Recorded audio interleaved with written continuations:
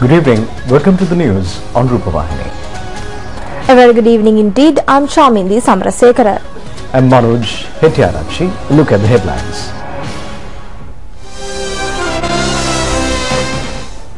The President reiterates that no one should be allowed to brand Sri Lanka as a racist and religionist country. India's main political parties vehemently protest against the anti-Sri Lanka stance of Tamil Nadu. Lux Satusa purchases unsold stocks of Dambulla vegetables. The sports minister says that the Sri Lankan players will not participate in the IPL tournament if the Indian government fail to ensure their security. The African president is ready to hold talks with the Taliban.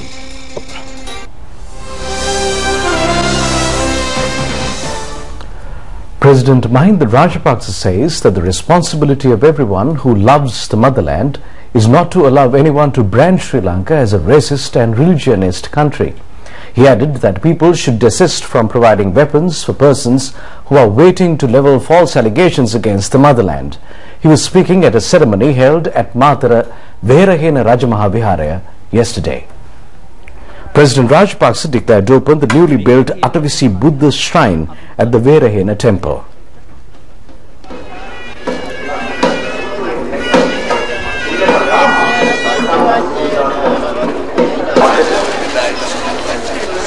The ceremony was organized to welcome the Venerable Kagalle Ratanasara Thera, who was accorded the Chief Sanghanayaka title of Dakshina Vihara chapter connected to the Kote Sri Kalyani Samagri Dharma Maha Sangha Sabha. The Venerable Ratanasara Thera is continuing an extraordinary service to Buddhist education in the country. President Rajapaksa emphasizes the importance of the conduct of Buddhists setting an example to followers of other religious faiths. He added that the whole world is looking at Sri Lanka. Therefore, we should set an example in all our activities. People of other religious faiths have all the freedom. This is a democratic country. We should live in an exemplary manner protecting the rights of Buddhists. We should not give weapons to others who are aiming to level false allegations against us. We should not allow others to brand our country as a country with racism and religionism. Similar incidents took place in 1983. A nation could be protected only if the country is safeguarded. He called upon the people to act with tolerance and patience. අපි ආයුධ සැපයන්න නරකයි කියන එක අපි විශ්වාස කරනවා. මේ රට ජාතිවාදී රටක් ආගම්වාදී රටක් කියලා හංවඩු ගහන්නට කිසි කෙනෙකුට ඉඩ තියන්නට සූදානම් වෙන්න නරකයි අපි සියලු දෙනා. අපි දන්නවා සූතුනේදීත් අපිට යම් යම් අවස්ථාවලදී වැරදුනා. අපි රැය වැටුණු වලේ දවල් වැටෙන්න බෑ. රට රැකුණොත් තමයි පමණයි ජාතියක් රැකෙන්නේ කියලා අපි විශ්වාස කරනවා. ඒ නිසා අපි ඉවසීමෙන් दूरदर्शीव කටයුතු කරන්න නැවත නැවතත් අපි සටහන් කරගත යුතුයි මා විශ්වාස කරනවා. The Mahanayaka of the Askiriya chapter, the Most Venerable Udugama Sri Buddha Thera, delivering an Anusasana, pointed out that no other leader was able to fulfill tasks like President Rajapaksa.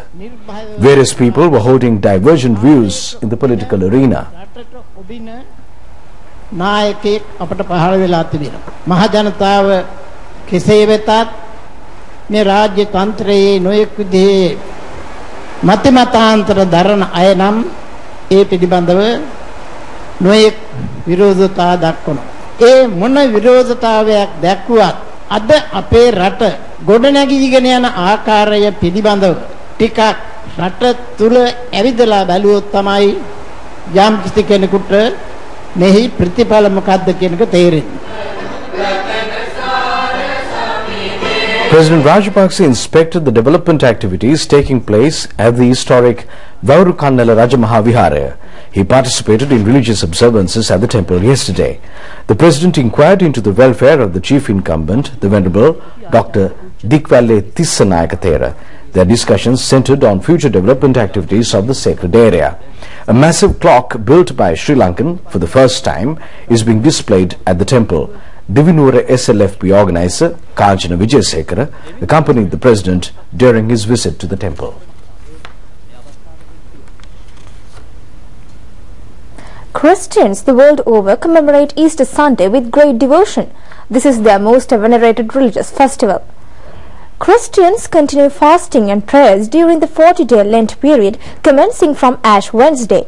The aim is to mark the crucifixion of the Lord Jesus Christ without taking meals.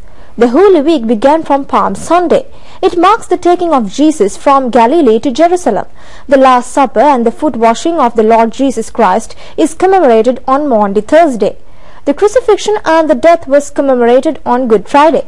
Christians believe that the Jesus has resurrected, defeating the death.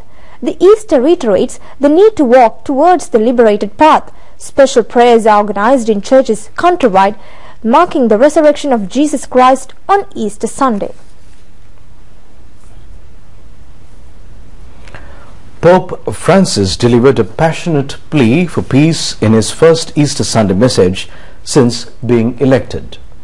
Francis used his Urbi et Orbi address to call for peace in Africa, Asia, the Middle East and across the globe.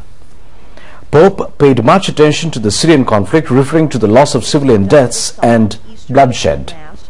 Easter is the most important festival in the Christian calendar, and pilgrims attend church across the world. Nearly 250,000 people attended the Mass held in the Vatican. In Jerusalem, Catholics and Protestants in the Holy Land celebrated Easter with prayers and services. Worshippers prayed Sunday in the ancient church, the Holy Sepulchre in Jerusalem, built on the site where tradition holds Jesus was crucified, briefly entombed, and then resurrected. Christians believe Jesus was resurrected on Easter. Roman Catholics and Protestants who follow the new Gregorian calendar celebrate Easter on Sunday. Orthodox Christians who follow the old Julian calendar mark it in May. The Indian government says that protest campaigns in Tamil Nadu against the Indian central government and Sri Lanka were aimed to gain political objectives.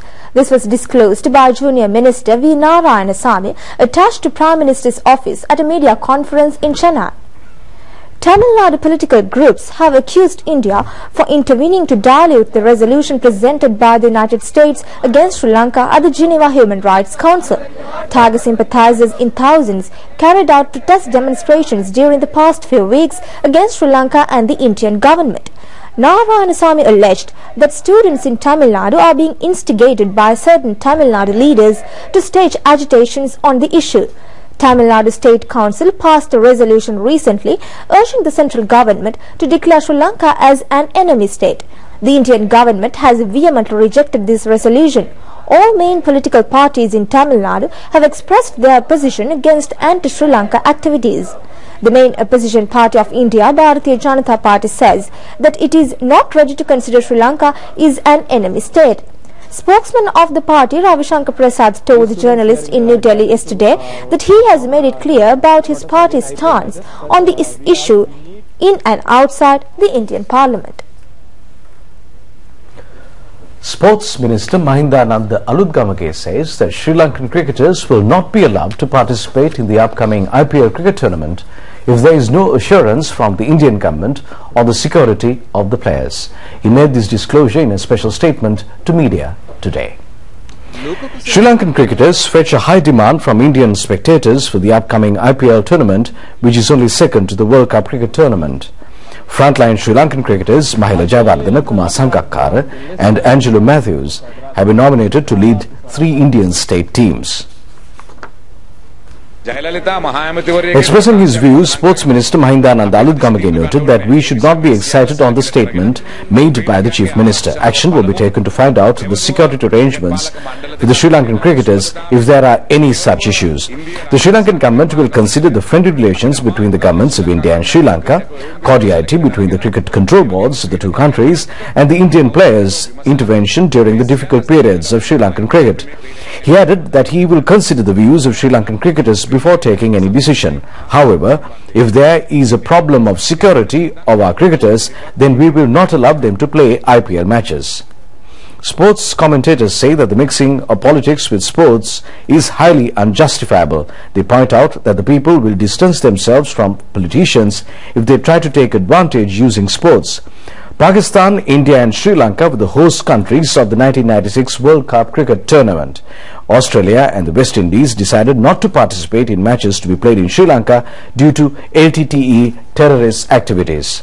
But at that time, Indo-Pakistan players stepped in to ensure that terrorist activities would not affect sports. A team comprising players of the two countries visited Sri Lanka and played an exhibition match, exhibiting gentlemanly qualities of the game to the whole world.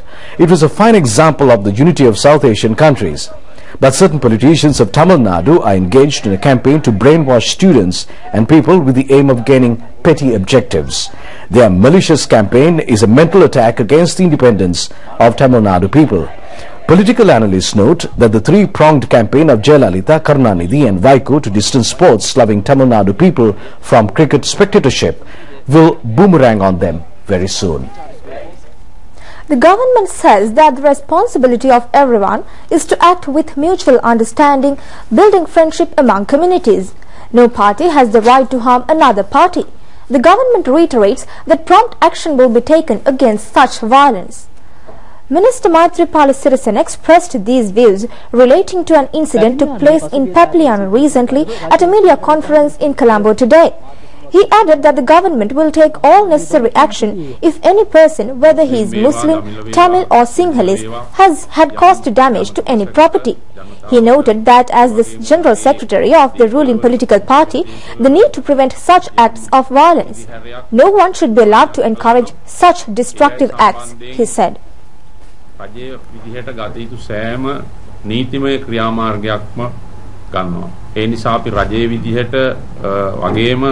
රජය කරවන ප්‍රධාන දේශපාලන පක්ෂයේ ලේකම්වරයා විදිහට ඉතාමත් ගෞරවයෙන් සහ ආදරයෙන් අපි ඉල්ලා සිටින්නේ මේ හිංසන ක්‍රියාවන් වැළැක්විය යුතුයි වැළකී යුතුයි ඒ සඳහා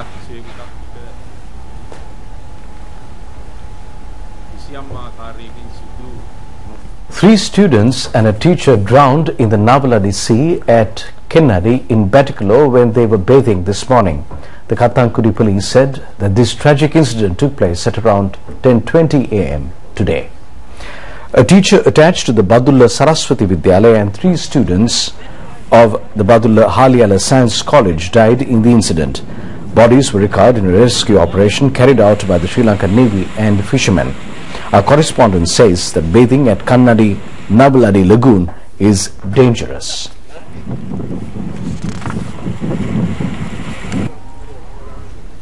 Stocks of vegetables supplied to Damboli Economic Centre but failed to find buyers will be purchased by Lux Satasa commencing from today.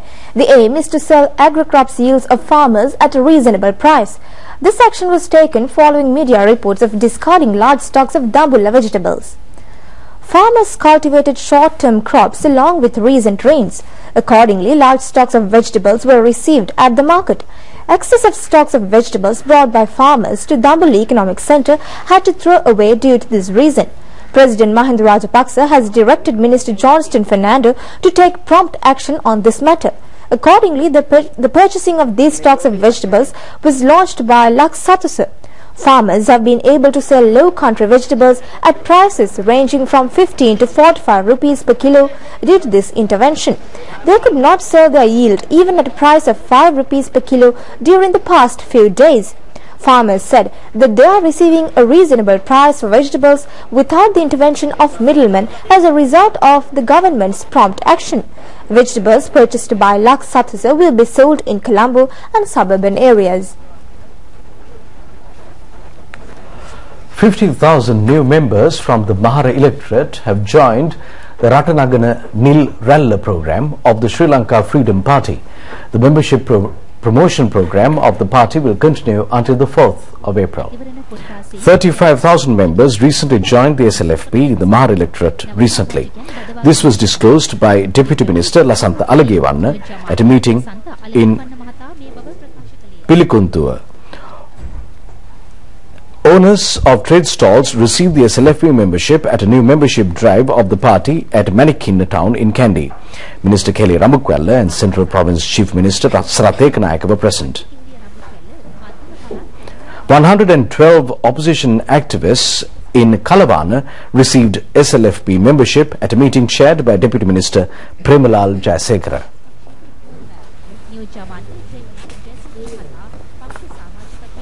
Over 3,000 members joined the SLFP from the Kalani electorate at a program presided over by the Western Province Chief Minister Prasanna Ranatunga.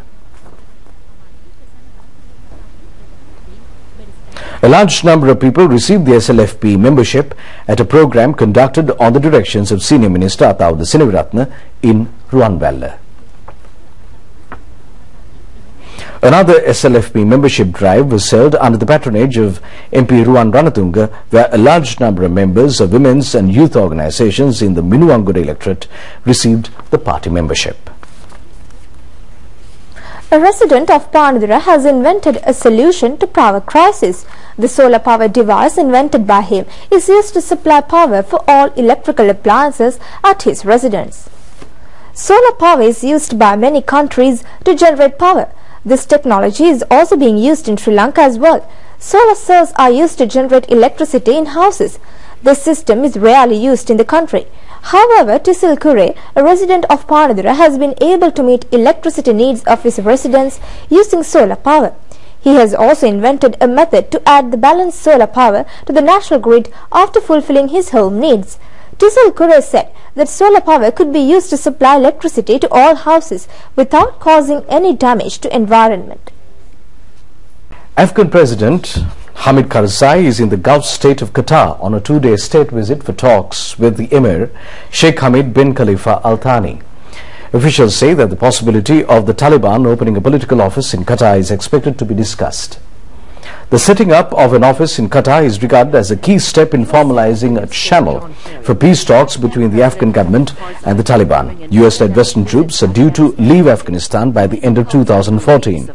The Taliban itself has so far refused to talk to Mr. Karzai, describing him as an American puppet, although it did hold inconclusive discussions with the United States officials last year. Last month, President Karzai issued an order banning Afghan security forces from calling in foreign air strikes in residential areas because of heightened tensions about the extent of civilian casualties. Mr. Karzai's office said the talks in Qatar would focus on bilateral cooperation and on Afghanistan's peace process. Last month, Mr. Karzai and Pakistan's President Asif Ali Zardari said that they would work towards a peace deal for Afghanistan within 6 months. With sports news, we conclude tonight's news bulletin. Together with Chamindi and Sharifa, wish you a very pleasant night. Good night. Good night.